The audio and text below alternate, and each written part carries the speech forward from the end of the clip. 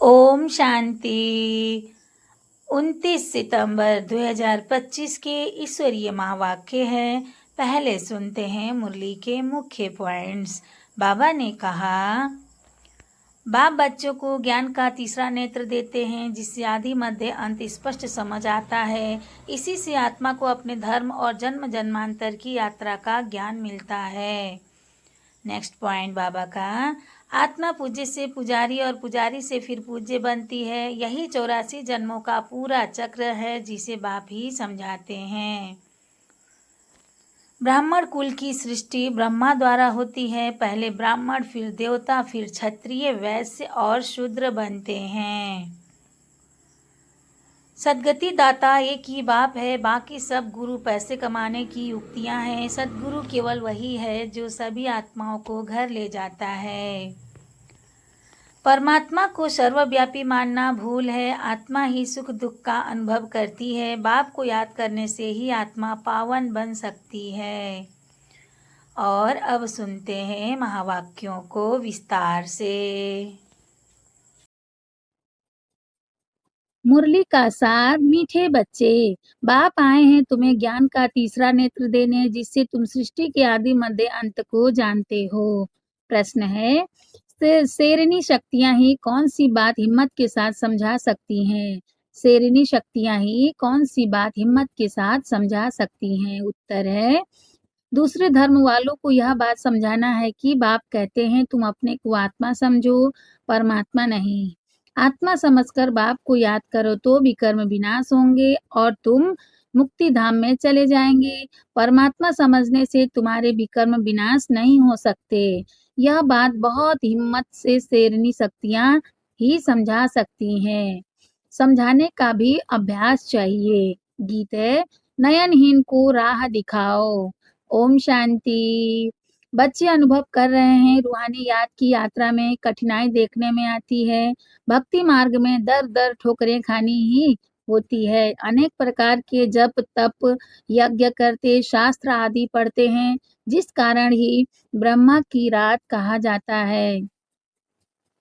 आधा कल्प रात, आधा कल्प दिन। ब्रह्मा अकेला तो नहीं होगा ना। प्रजापिता ब्रह्मा है तो जरूर उनके बच्चे कुमार कुमारियां भी होंगे, परंतु मनुष्य नहीं जानते हैं। बाप ही बच्चों को ज्ञान का तीसरा नेत्र देते हैं, जिससे तुमको सृष्टि के आदि मध्य अंत का ज्ञान मिला हुआ है। तुम कल्प पहले भी ब्राह्मण थे और देवता बने थे। जो बने थे वही फिर बनेंगे। आदि सनातन देवी देवता धर्म के तुम हो। तुम ही पूज्य और पुजारी बनते हो। अंग्रेजी में पूज्य को वर्शिप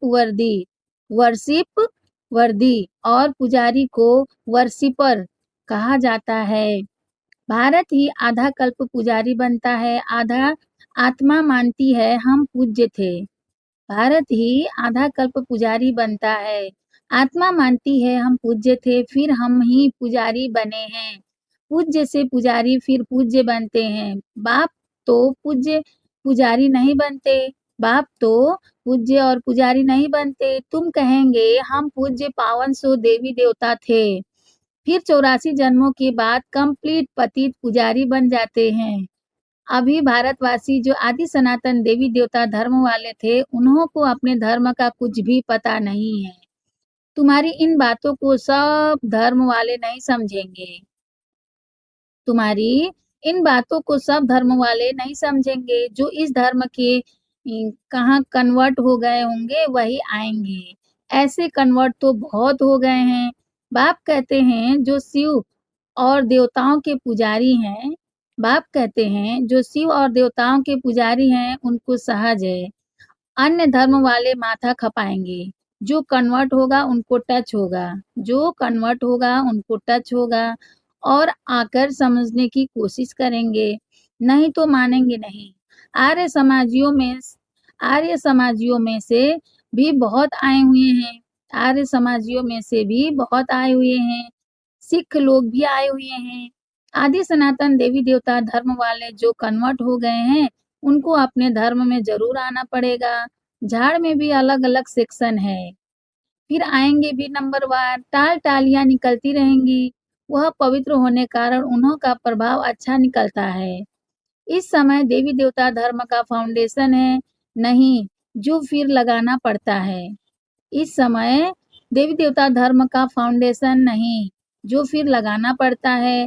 भाई बहन भाई तो बनाना ही पड़े। हम एक बाप के बच्चे सब आत्माएं भाई भाई हैं फिर भाई बहन बनते हैं। अब जैसे कि नई सृष्टि की स्थापना हो रही है पहले पहले हैं ब्राह्मण। नई दुनिया की स्थापना में प्रजापिता ब्रह्मा तो जरूर चाहिए। ब्रह्मा द्वारा ब्राह्मण होंगे। इनको रुद्र ज्ञान यज्ञ भी कहा जाता है। इनमें ब्राह्मण जरूर चाहिए। प्रजापिता ब्रह्मा की औलाद जरूर चाहिए। वह है ग्रेट ग्रेट ग्रैंडफादर। ब्राह्मण है पहले नंबर में चोटी वाले। आदम बीबी एडम इवी इव को मानते भी हैं। इस समय तुम पुजारी से पूज्य बन रहे हो। तुम्हारा सबसे अच्छा यादगार मंदिर दिलवाड़ा मंदिर है। नीचे तपस्या में बैठे हैं ऊपर में राजाई और यहाँ तुम चैतन्य में बैठे हो। यह मंदिर खलास हो जाएंगे फिर भक्ति मार्ग में बनेंगे। तुम जानते हो अभी हम राजयोग सीख रहे हैं फिर नई दुनिया में जाएंगे। वह जड़ मंदिर तुम चैतन्य में बैठे हो। मुख्य मंदिर यह ठीक नहीं बना हुआ है। मुख्य मंदिर यह ठीक बना हुआ है। मुख्य मंदिर यह ठीक बना हुआ है। स्वर्ग को नहीं तो कहाँ दिखाएं। इसीलिए छत में स्वर्ग को दिखाया है। इस पर बहुत अच्छा समझा सकते हो। बोलो भारत ही स्वर्ग था फिर अब भारत नर्क है। इस धर्म वाले झट समझेंगे। हिंदुओं में भी देखेंगे तो अनेक प्रकार के धर्मों में जाकर पड़े हैं। तुमको बहुत मेहनत करनी पड़ती है निकालने में। बाबा ने समझाया है अपने को आत्मा समझ माम एकम याद करो बस। और कुछ बात ही नहीं करना और कुछ बात ही नहीं करना चाहिए। जिनका अभ्यास नहीं उनको तो बात करनी भी नहीं चाहिए। नहीं तो बीके का नाम बदनाम कर देते हैं। नहीं तो बीके का नाम बदनाम कर देते हैं। अगर दूसरे धर्म वाले हैं तो समझाना चाहिए कि यदि तुम मुक्ति मुक्ति धाम में जाना चाहते हो तो अपने को आत्मा समझो बाप को याद करो। अपने को परमात्मा नहीं समझो। अपने को आत्मा समझ बाप को याद करेंगे तो तुम्हारे जन्म जन्मांतर के पाप कट जाएंगे और मुक्ति धाम में चले जाएंगे। तुम्हारे लिए यह मन मना भव का मंत्र ही बस है। परंतु बात करने की हिम्मत चाहिए। शेरनी शक्तियां ही सर्विस कर सकती हैं। शेरनी शक्तियां ही सर्विस कर सकती हैं। सन्यासी लोग बाहर में जाकर विलायत वालों को ले जाते हैं कि चलो तुमको स्पिरिचुअल नॉलेज देवें। अब वह बाप को तो जानते ही नहीं। ब्रह्म को भगवान समझ कह देते इसको याद करो। ब्रह्म को भगवान समझ कह देते इसको याद करो बस। यह मंत्र दे यह मंत्र दे देते हैं। जैसे किसी चिड़िया को अपने पिंजरे में डाल देते हैं तो ऐसे ऐसे समझाने में भी टाइम लगता है। बाबा ने कहा था हर एक चित्र के ऊपर लिखा हुआ हो शिव भगवानुवाच। तुम जानते हो इस दुनिया में धनी बिगर सब निधन के हैं। तुम जानते हो इस दुनिया में धनी बिगर सब निधन के हैं। पुकारते हैं तुम मात पिता अच्छा उनका अर्थ क्या है। ऐसे ही बोलते रहते तुम्हारी कृपा से सुख घनेरे। अब बाप तुमको स्वर्ग के सुख के लिए पढ़ा रहे हैं जिसके लिए तुम पुरुषार्थ कर रहे हो। जो करेगा वह पाएगा। इस समय तो सब पतित हैं। पावन दुनिया तो एक स्वर्ग ही है। यहाँ कोई भी सतो प्रधान हो न सके। सतयुग में जो सतो प्रधान थे वही तमो प्रधान पतित बन जाते हैं। क्राइस्ट के पिछाड़ी जो उनके धर्म वाले आते हैं वह तो पहले सतो प्रधान होंगे ना। जब लाखों की अंदाज में होते हो जब लाखों की अंदाज में होते हो तब लश्कर तैयार होता है लड़कर बादशाही लेने। जब लाखों के अंदाज में होते हो तब लश्कर तैयार होता है लड़कर बादशाही लेने। उनको सुख भी कम तो दुख भी कम। उनको सुख भी कम तो दुख भी कम। तुम्हारे जैसा सुख तो किसको मिल न सके। तुम अभी तैयार हो रहे हो सुख धाम में जाने के लिए। बाकी सब कोई स्वर्ग में थोड़े ही आते हैं। बाकी सब धर्म कोई स्वर्ग में थोड़े ही आते हैं। भारत जब स्वर्ग था तो उन जैसा पावन खंड कोई होता नहीं। जब बाप आते हैं तब ही ईश्वरीय राज स्थापन होता है। वहाँ लड़ाई आदि की बात नहीं। लड़ना झगड़ना तो बहुत पीछे शुरू होता है। भारतवासी इतना नहीं लड़े हैं। थोड़े थोड़े आपस में लड़कर अलग हो गए हैं। द्वापर में एक दो पर चढ़ाई करते हैं। यह चित्र आदि बनाने में भी बड़ी बुद्धि चाहिए। यह भी लिखना चाहिए कि भारत जो स्वर्ग था, सो फिर नर्क जैसा कैसे बना है। आकर समझो, भारत सदगति में था, अब दुर्गति में है। अब सदगति को पाने के लिए बाप ही नॉलेज देते हैं। मनुष्य में यह रूहानी नॉलेज होती नहीं, यह होती है परमपिता परमात्मा में। बाप यह नॉलेज देते हैं आत्माओं को, बाकी तो सब मनुष्यों को ही देते हैं। शास्त्र भी मनुष्यों ने लिखे हैं, मनुष्यों ने पढ़े हैं। यहाँ तो तुम्हें रूहानी बाप पढ़ाते हैं और रूह पढ़ती है। पढ़ने वाली तो आत्मा है ना, वह लिखने और पढ़ने वाले मनुष्य ही हैं। परमात्मा को तो शास्त्र आदि पढ़ने की दरकार नहीं। बाप कहते हैं, इन शास्त्रों आदि से किसकी भी सद्गति हो नहीं सकती। मुझे ही आकर सबको वापस ले जाना है। अभी तो दुनिया में करोड़ों मनुष्य हैं। सतयुग में जब इन लक्ष्मी नारायण का राज्य था तो वहाँ 9 लाख होते हैं। बहुत छोटा झाड़ होगा। फिर विचार करो, इनकी सब आत्माएं कहाँ गई? इन फिर विचार करो, इतनी सब आत्माएं कहाँ गई? ब्रह्म में वह पानी में तो नहीं लीन हो गई? ब्रह्म में वह पानी में तो नहीं लीन हो गई? वह सब मुक्ति धाम में रहती हैं। हर एक आत्मा अविनाशी है, उनमें अविनाशी पाठ नुधा हुआ है जो कभी मिट नहीं सकता। आत्मा विनाश हो सके, आत्मा विनाश हो न सके। आत्मा तो बिंदी है, बाकी निर्वाण आदि में कोई भी जाता नहीं, सबको पाठ बजाना ही है। जब सब आत्माएं आ जाती हैं तब मैं आकर सबको ले जाता हूँ। पिछाड़ी में है ही बाप का पाठ, पिछाड़ी में है ही बाप का पाठ।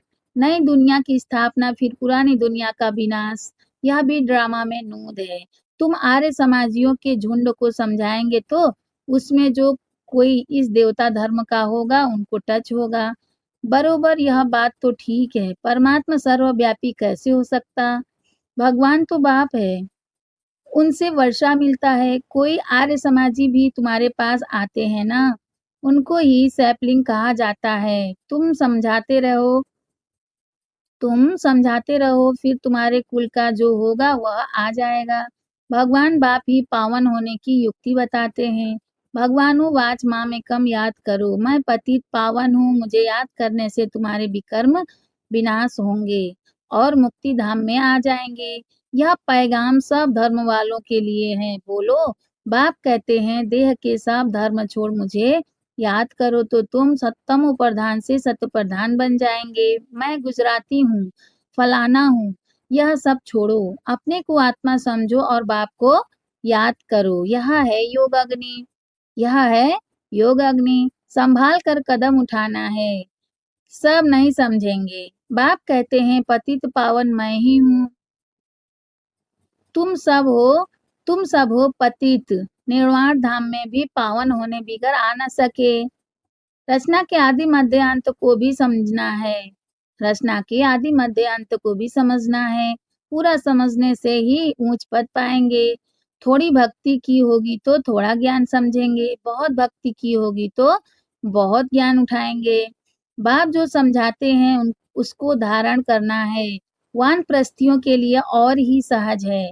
गृहस्थ व्यवहार से किनारा कर लेते हैं। वानप्रस्थ अवस्था 60 वर्ष के बाद होती है। गुरु भी तप करते हैं। आजकल तो छोटे में ही गुरु करा देते हैं। आजकल तो छोटेपन में ही गुरु करा देते हैं। नहीं तो पहले बाप, फिर टीचर, फिर 60 वर्ष के बाद गुरु किया जाता। सदगति दाता तो एक ही बाप है। लोग यह अनेक गुरु लोग थोड़े ही हैं। सदगति दाता तो एक ही बाप है, या अनेक गुरु लोग थोड़े ही हैं। यह तो सब पैसे कमाने की युक्तियां हैं। सदगुरु है ही एक सदगुरु है ही एक सदगति, सबकी सदगति करने वाला। बाप कहते हैं, मैं तुमको सब वेद शास्त्रों का सार समझाता हूँ। यह सब है भक्ति मार्ग की सामग्री। सीढ़ी उतरना होता है। ज्ञान भक्ति, फिर भक्ति का है वैराग्य। ज्ञान भक्ति, फिर भक्ति का है वैराग्य। जब ज्ञान मिलता है तभी भक्ति का वैराग्य होता है। इस पुरानी दुनिया से तुमको वैराग्य होता है, बाकी दुनिया को छोड़ कहाँ जाएंगे? तुम जानते हो यह दुनिया ही खत्म होनी है, इसीलिए अब बेहद की दुनिया का संन्यास करना है। पवित्र बनने बिगर घर जा न सके, पवित्र बनने के लिए याद की यात्रा चाहिए। भारत में रक्त की नदियां होने के बाद फिर दूध की नदियां बहेंगी।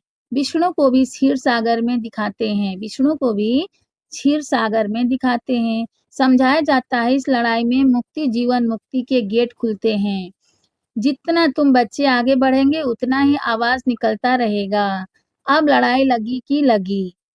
एक चिंगारी से देखो आगे क्या हुआ था, एक चिंगारी से देखो आगे क्या हुआ था। समझते हैं कि लड़ेंगे जरूर, लड़ाई चलती ही रहती है, एक दो के मददगार बनते रहते हैं। तुमको भी नई दुनिया चाहिए तो पुरानी दुनिया जरूर खत्म होनी चाहिए। तुमको भी नई दुनिया चाहिए तो पुरानी दुनिया जरूर खत्म होनी चाहिए। अच्छा, मीठे मीठे सिकिल्दे बच्चों प्रति माता पिता बाप दादा का याद प्यार और गुड मॉर्निंग। रूहानी बाप की रूहानी बच्चों को नमस्ते। हम रूहानी बच्चों की रूहानी माता पिता बाप दादा को याद प्यार गुड मॉर्निंग। नमस्ते बाप दादा, नमस्ते बाप दादा, नमस्ते बाप दादा। शुक्रिया बाप दादा, शुक्रिया। वाह बाप दादा, वाह। धारणा के लिए मुख्य सार है फर्स्ट पॉइंट, यह पुरानी दुनिया अब खत्म होनी है, इसीलिए इस दुनिया का संन्यास करना है। दुनिया को छोड़कर कहाँ जाना नहीं है, लेकिन इसे बुद्धि से भूलना है। सेकेंड पॉइंट, निर्वाण धाम में जाने के लिए पूरा पावन बनना है। रचना के आदि मध्य अंत को पूरा समझकर नई दुनिया में ऊंच पद पाना है। वरदान आज का, किसी भी आत्मा को प्राप्तियों की अनुभूति कराने वाले यथार्थ सेवाधारी भाव, किसी भी आत्मा को प्राप्तियों की अनुभूति कराने वाले यथार्थ सेवाधारी भाव। यथार्थ सेवा भाव अर्थात सदा हर आत्मा के प्रति शुभ भावना, श्रेष्ठ कामना का भाव। सेवा भाव अर्थात हर आत्मा को भावना प्रमाण फल देना। सेवा अर्थात किसी भी आत्मा को प्राप्ति का मेवा अनुभव कराना। ऐसी सेवा में तपस्या साथ साथ है, ऐसी सेवा में तपस्या साथ साथ है। जहाँ यथार्थ सेवा भाव है वहाँ तपस्या का भाव अलग नहीं। जिस सेवा में त्याग तपस्या नहीं वह है नामधारी सेवा। इसलिए त्याग तपस्या और सेवा के कंबाइंड रूप द्वारा सच्चे यथार्थ सेवाधारी बनो। स्लोगन है आज का, नम्रता और धैर्यता का गुण धारण करो तो क्रोधाग्नि भी शांत हो जाएगी। नम्रता और धैर्यता का गुण धारण करो तो क्रोधाग्नि भी शांत हो जाएगी। अव्यक्त इशारे हैं बाबा का। अब लगन की अग्नि को प्रज्वलित कर योग को ज्वाला रूप बनाओ। अब लगन की अग्नि को प्रज्वलित कर योग को ज्वाला रूप बनाओ। विस्तार है, अभी निर्भय ज्वालामुखी बन प्रकृति और आत्माओं के अंदर जो तमोगुण है उसे भस्म करो। तपस्या अर्थात ज्वाला स्वरूप याद। इस याद द्वारा ही माया व प्रकृति का विकराल रूप शीतल हो जाएगा। आपका तीसरा नेत्र ज्वालामुखी नेत्र माया को शक्तिहीन कर देगा। आपका तीसरा नेत्र ज्वालामुखी नेत्र माया को शक्तिहीन कर देगा। अच्छा, ओम शांति।